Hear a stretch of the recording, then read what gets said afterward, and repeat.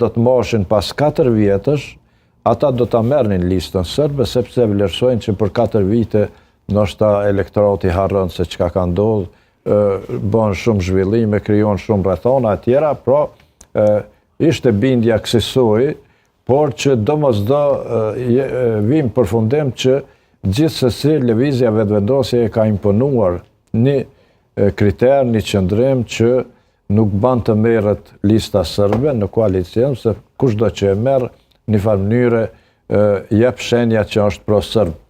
Pra e merr në koalicion një parti e cila vërtet i ka bërë dëm shumë të madh Kosovës, i ka bërë dëm shumë të madh në veri, po edhe në përgjithësi si listë është një organizatë që ka dhe elemente të organizatës terroriste.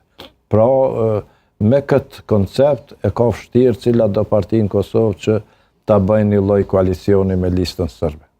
Dhe kur ndalemi pak tek LDK-ja, me qenë se është diskutuar shumë për të edhe në vitin 2025, marrë parasysh ftesave për koalicion nga kryeministri Kurti, nga lëvizja vetvendosja, bëri gabim LDK që nuk hyri në koalicion vitin e kaluar? Unë mendoj që po, unë mendoj që ka bërë gabim.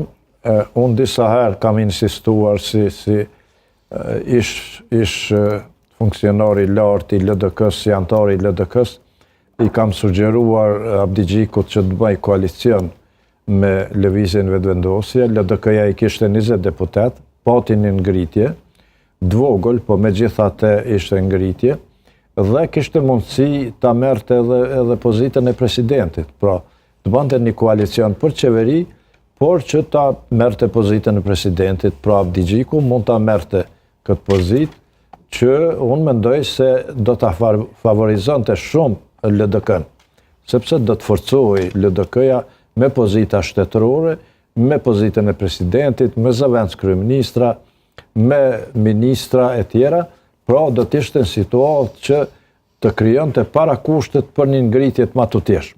A ka qenë frika e këtij refuzimi edhe koalicioni i vitit 2019? Nuk e besoj këtë. Unë nuk e besoj këtë.